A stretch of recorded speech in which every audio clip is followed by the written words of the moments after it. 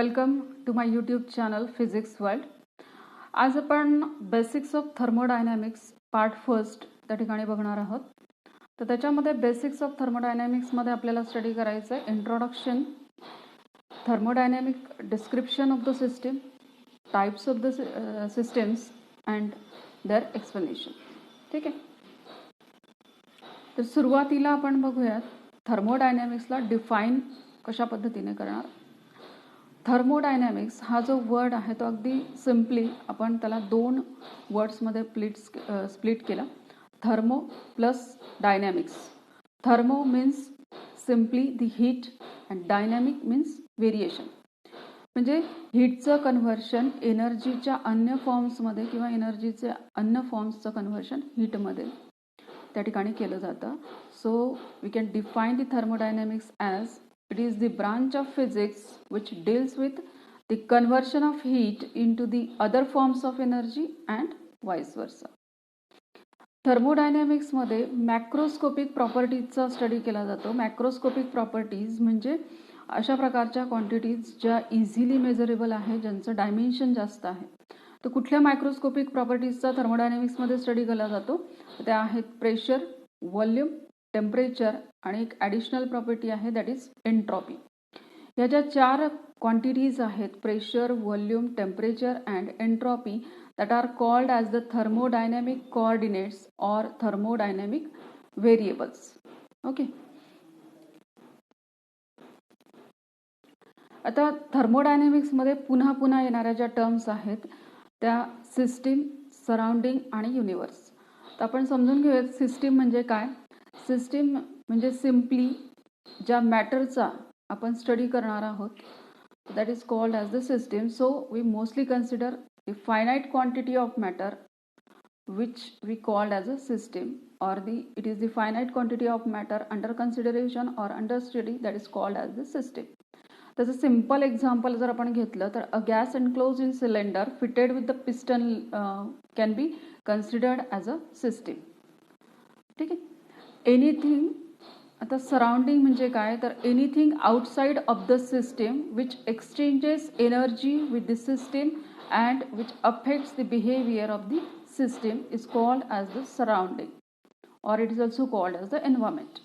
ठीक आहे. सिस्टीमच्या बाहेर जे काही आहे त्याला आपण सराउंडिंग म्हणतो. सिस्टीमच्या बाहेर असताना सुद्धा आपण त्याला का कन्सिडर करतो? कारण सिस्टीमशी त्याची देवाणघेवाण ही चालू असते आणि त्याच्यामुळे सिस्टीमच्या बिहेवियरवर त्याचा इफेक्ट होत असतो. म्हणून आपल्याला सराउंडिंग सुद्धा तितकंच महत्त्वाचं त्या ठिकाणी असतं. आता सिस्टीम आणि सराउंडिंग त्यांना जर आपण एकत्र केलं तर that is called as the universe. So the system and its surrounding together non as a universe. या ठिकाणी एक एक्झाम्पल त्या ठिकाणी सिस्टीमचं दाखवलेलं आहे. कोनिकल फ्लास्कमध्ये आपण एखादं लिक्विड घेतलं तर दॅट रिप्रेझेंट्स द सिस्टीम. त्याच्या बाहेरच्या साईडला जे काय असेल दॅट इज सराउंडिंग आणि दोघांना सिस्टीम आणि सराउंडिंग यांचं कॉम्बिनेशन जे असेल that is called as the universe. तर या ठिकाणी सुद्धा एक सिस्टीमचं एक्झाम्पल दिलेलं आहे की एखाद्या फायनाईट क्वांटिटी ऑफ मॅटर जो आहे तो आपण एखाद्या सिलेंडरमध्ये एनक्लोज केला बाय युझिंग दिस पिस्टन. तर ही एक सिस्टीम त्या ठिकाणी फॉर्म झाली. त्याच्या आजूबाजूचं जे वातावरण असेल that is called as the surrounding. ठीक आहे. अशा पद्धतीने सिस्टीम, सराउंडिंग आणि त्या दोघांचं कॉम्बिनेशन जे आहे ते युनिवर्स. आता thermodynamic description of the system. तर त्याच्यामध्ये आपण सपोज एक एक्झाम्पल घेतलं की एखादं हीट इंजिन असेल एखाद्या व्हेकलचं. तर in this case the engine is called as the system. सिस्टीमचं जे इंजिन आहे that is also one form of the system. त्याच पद्धतीने सिस्टीमच्या वेगवेगळे उदाहरणं जे आपण रोजच्या जीवनामध्ये त्या ठिकाणी वापरत असतो तर ते आपण बघूयात. एक आहे रेफ्रिजरेटर जे आपण घरामध्ये फ्रीज त्या ठिकाणी वापरत असतो that is the one form of system. Air conditioner, cooler that are also the example of system. Washing machine, heat exchanger, utensils with the hot water. तर हे सगळे जे एक्झाम्पल्स आपण रोजच्या जीवनामध्ये वापरत असतो that are nothing but the one form of system. आता ह्या ज्या सिस्टीम्स आहेत तर that are classified into 3 types. तर त्याचे जे टाईप्स आहेत तर ते कशावर डिपेंड असतात की सिस्टीम आणि सराउंडिंग यांच्यामध्ये कशा पद्धतीचं एक्सचेंज होतं त्याच्यावरनं सिस्टीमचे टाईप्स पडतात. आणि ते टाईप्स जे आहेत ते 3 टाईप्स असतात. ओपन सिस्टीम, क्लोज सिस्टीम आणि आयसोलेटेड सिस्टीम. तर आपण डिटेलमध्ये बघणार आहोत ओपन सिस्टीम, क्लोज सिस्टीम आणि आयसोलेटेड सिस्टीम. ठीक आहे, आपण सुरुवातीला डिस्क्राईब करूया what is the closed system.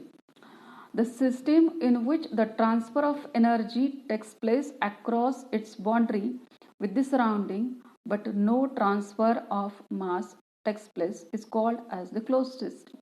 म्हणजे सिम्पली आपण म्हटलं की सिस्टीमचे जे टाईप्स आहेत तर ते एक्सचेंजवर डिपेंड असतात सिस्टीम आणि सराउंडिंगच्या. तर ह्या क्लोज सिस्टीममध्ये एक्सचेंज कशा पद्धतीचं होतं, फक्त एनर्जी जी आहे ती एक्सचेंज होते सिस्टीम आणि सराउंडिंगमध्ये, मात्र कुठल्याही प्रकारचं मास एक्सचेंज होत नाही. ठीक आहे, तर अशा प्रकारची जी सिस्टीम आहे that is called as the close system. Close system is a fixed mass of system. आता ऑब्वियसली त्याच्यामध्ये मासचं ट्रान्सफर होत नाही, म्हणजेच काय असेल की मास जे असेल सिस्टीममधलं that will remains constant exchange न झाल्यामुळे. ठीक आहे, त्याच्यानंतर the fluid like air or gas being compressed in a piston and cylinder arrangement. जे आपण मागच्या एका स्लाइडमध्ये बघितलं की एखाद्या सिलेंडरमध्ये आपण गॅस इनक्लोज केला आणि वरतून पिस्टन त्या ठिकाणी पॅक केला, तर त्यावेळेला ती जी सिस्टीम असेल that is the example of this closed system. ठीक आहे, दुसरं एखादं एक सिम्पल एक्झाम्पल आपण बघूयात की घरामध्ये आपण ज्यावेळेला पाणी गरम करतो, तर पाणी गरम करत असताना त्या पातेल्यावर जर आपण झाकण ठेवलेलं असेल तर that is the example of the closed system. ठीक आहे, तशा पद्धतीने क्लोज्ड सिस्टीममध्ये exchange of energy takes place, okay, not transfer of mass. So mass remains constant. ठीक आहे, त्याचं एक्झाम्पल जे आहे तर सिलेंडर अँड पिस्टन अरेंजमेंट, ज्याच्यामध्ये आपण गॅस इनक्लोज केलेला असेल that is the example of close system. किंवा सिम्पली पाणी गरम करत असताना त्या पातेल्यावर जर आपण झाकण ठेवलेलं असेल तर that is also the example of closed system. आता बघूयात ओपन सिस्टीम म्हणजे काय असतं. तर open system in which the transfer of mass as well as energy can take place across the boundary is called as the open system. अशा प्रकारची system की ज्याच्यामध्ये सराउंडिंगशी एनर्जी आणि मास दोघांची देवाणघेवाण होत असेल openly, so that is called as the open system. ठीक आहे, आता अगोदरचं जे आपण एक्झाम्पल घेतलं की इंजिन, हीट इंजिन, आपण व्हेकलचं हीट इंजिन जे आहे ते त्या ठिकाणी कन्सिडर केलेलं होतं. तर ते जर आपण घेतलं या ठिकाणी तर that is the example of open system. कशा पद्धतीने, तर इंजिनमध्ये the engine also in this case we provide the fuel to the engine. आपण काय करत असतो, इंजिनला फ्युएल जे आहे ते बाहेरच्या साईडने प्रोव्हाइड करत असतो, म्हणजे that is the exchange of mass आलं. ठीक आहे, त्याच्यानंतर इंजिनमध्ये बर्निंगची प्रोसेस होते आणि जी काय हीट जनरेट होते ते ती हीट एमिट केली जाते सराउंडिंगकडे.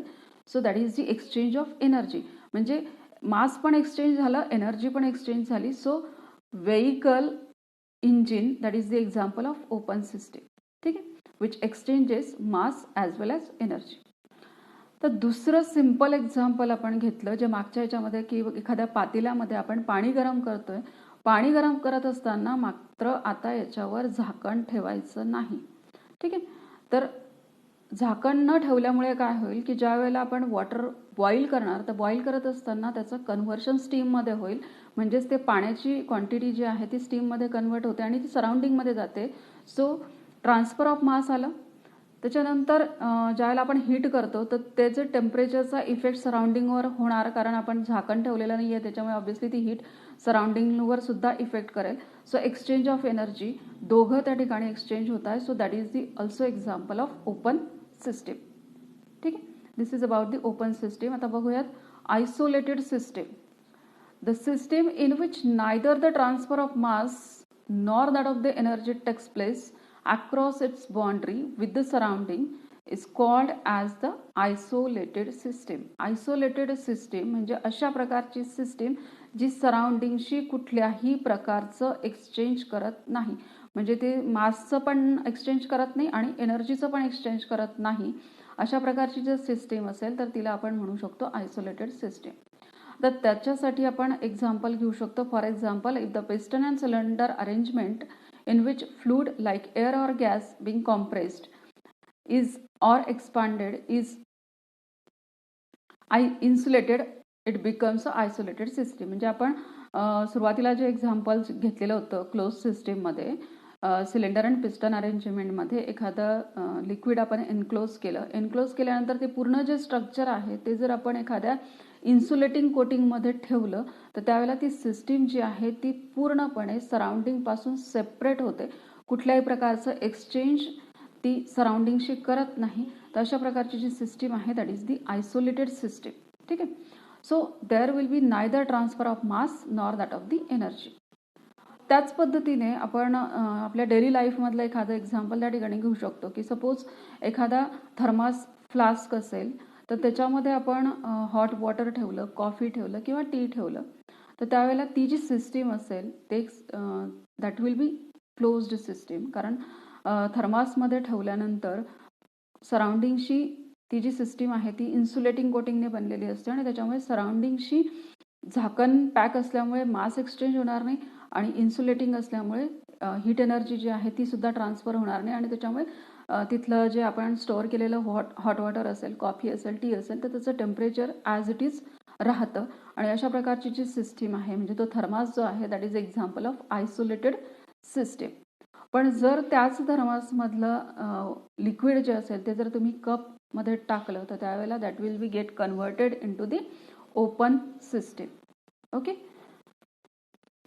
तर that is the classification of system. तर या ठिकाणी सिम्पल एक्झाम्पलच्या साहाय्याने आपण बघू शकतो की एखाद्या टेस्ट ट्यूबमध्ये आपण एखादं लिक्विड घेतलं, फायनाईट क्वांटिटी ऑफ मॅटर घेतलं, आता त्याच्यावर लीड नसल्यामुळे ते जे लिक्विड आहे ते जर होलाटाईल असेल किंवा त्याला आपण बॉईल केलं किंवा एखादी ट्रीटमेंट आपण दिली तर त्यावेळेला तो इझिली सराउंडिंगमध्ये त्याचं इव्हॅपोरेशन होऊ शकतं, म्हणजे मास एक्सचेंज ऑफ मास आलं.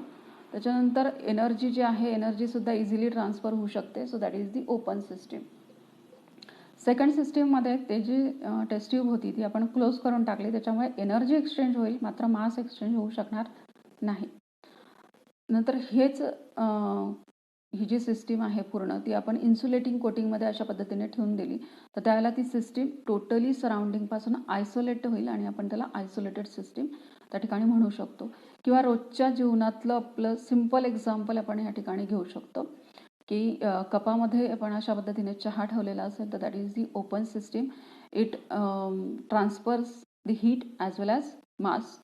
त्याला जर आपण अशा पद्धतीने लीडने क्लोज करून टाकलं तर that will converted into the closed system. It exchange only heat and not mass.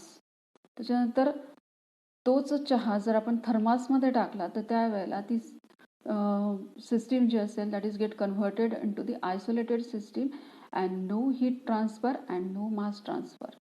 Okay. So this is basics of thermodynamics part first. तर आतापर्यंत जर आपण चॅनलला सबस्क्राईब केलेलं नसेल तर सबस्क्राईब जरूर करा. बेल आयकॉनवर क्लिक करा म्हणजे येणारे जे व्हिडिओज आहेत ते तुम्हाला त्याचं नोटिफिकेशन मिळत राहील. धन्यवाद.